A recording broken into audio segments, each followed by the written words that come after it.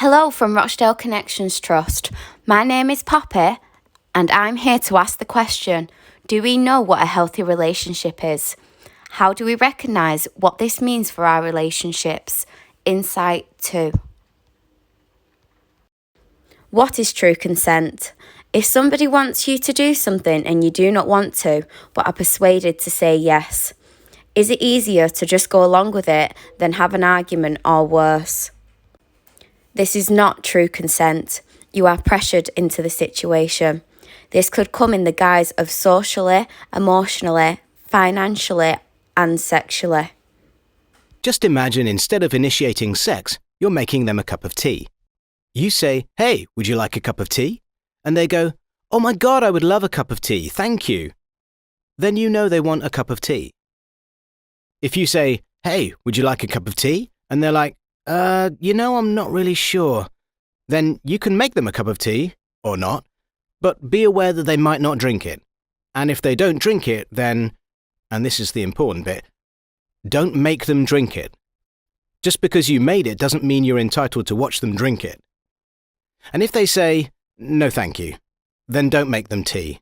At all. Just don't make them tea.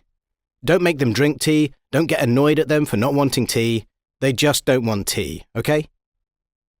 They might say, "Yes please, that's kind of you." And then when the tea arrives, they actually don't want the tea at all. Sure, that's kind of annoying as you've gone to all the effort of making the tea, but they remain under no obligation to drink the tea. They did want tea, now they don't.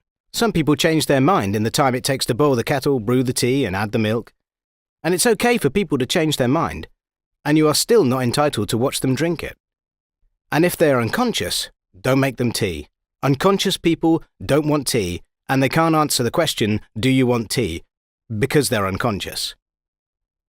Okay, maybe they were conscious when you asked them if they wanted tea, and they said yes, but in the time it took you to boil the kettle or brew the tea and add the milk, they are now unconscious. You should just put the tea down, make sure the unconscious person is safe, and this is the important part again, don't make them drink the tea.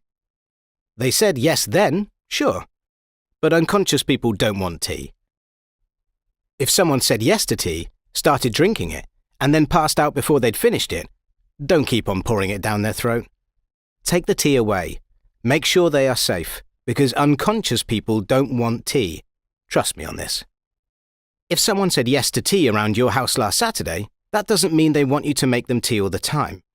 They don't want you to come around to their place unexpectedly and make them tea and force them to drink it, going, "But you wanted tea last week," or to wake up to find you pouring tea down their throat going, "But you wanted tea last night." If you can understand how completely ludicrous it is to force people to have tea when they don't want tea, and you are able to understand when people don't want tea, then how hard is it to understand when it comes to sex? Whether it's tea or sex, consent is everything. And on that note, I'm going to make myself a cup of tea. What different relationships do you have that have aspects of control in them? Family, teachers, police, managers, and friends? Do you respond differently to these people? Let's look at passive, aggressive, and assertive behaviour in relationships. Picture a scenario where someone is accusing you of flirting with their friend, girlfriend, or boyfriend. Passive response. "I'm sorry, was I? I didn't mean to." This is violating your own rights through inaction or by failing to express your thoughts or feelings towards the accusation. Aggressive response. "Why are you starting? Shut up, you're just being paranoid." This is how someone tends to stick up for themselves by exerting power over others in ways that are hostile and violates the rights of others. Assertive response. "I'm sorry you feel that way. I was trying to be friendly. At what point did you think I was flirting?" This is the ability to stand up for yourself and your rights while also respecting the rights and opinions of others. Assertiveness in a relationship is crucial, both to maintain a sense of your identity and also for the relationship to thrive and be healthy. For further support, guidance and information, please visit www.r-c-t.co.uk.